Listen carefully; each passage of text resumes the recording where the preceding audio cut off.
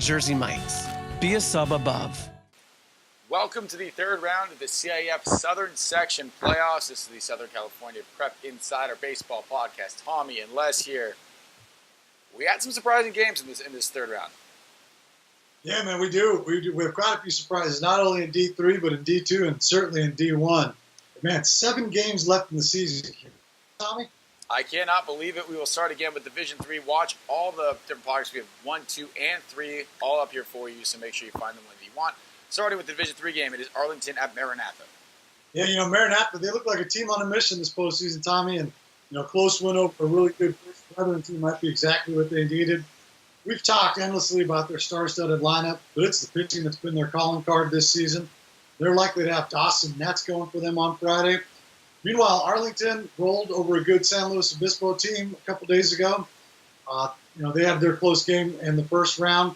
Coach Clevenau's done a really good job with that program since coming over from Corona Centennial and spent last year as a top assistant. But, despite that, Dawson Nets is going to be a pitcher like they have just seen nothing like him so far this season. So I'm going to go with Maranatha here. Yeah, I'm going to go with Maranatha too. Arlington still dealing with the no pitcher. Ethan Sachs is not available. So they're probably going to turn to Zach Overturf again on a short rest. So I think just because of the pitching, I'm going to go with Maranatha here. Next, San Dimas at Redlands.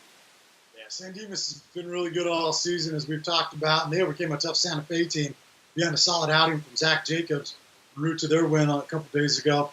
Freshman Robbie Mansour is going to be a very highly sought-after prospect, while DeAndre Smith is one of the best defensive sophomore shortstops you'll see.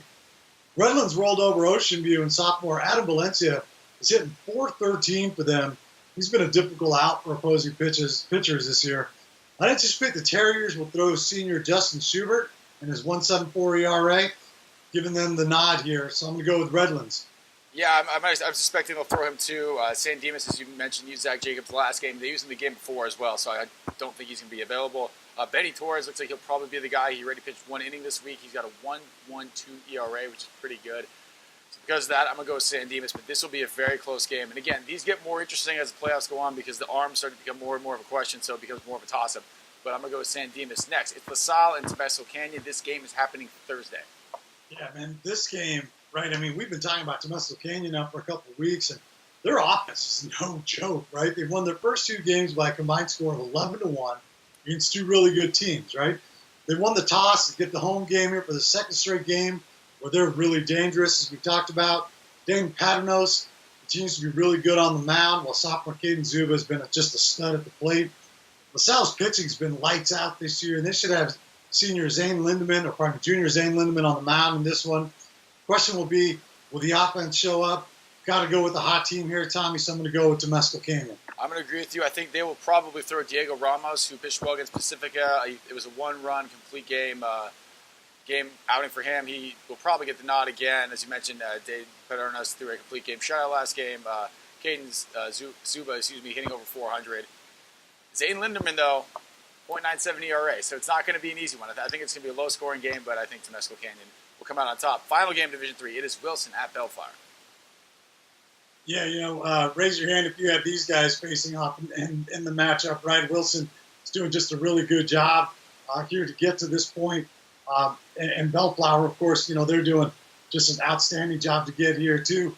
Wilson's won a couple of close games already in the postseason, while Bellflower has done the same. They each won a 1-run game here, their last outing. I just think Wilson's playing really good, but you know what? Bellflower's at home. I'm going to go with the Buccaneers here. Man, I hate agreeing with you. I'm going to go with Bellflower. Wilson won that last game in the 8th inning on a wild pitch. Kind of a crazy way to win a ball game, but I think Bellflower will pull it off here. They had a close game as well. They need Chris Ruder to only allow 1 run. He went 3 for 3 at the plate in the last game, and then Dennis Stevenson came in and shut the door. I like Bellflower. So that is Division 3. Make sure to watch Divisions 2 and Division 1. They're all coming up at the same time. So find the one you need and get informed for round 3.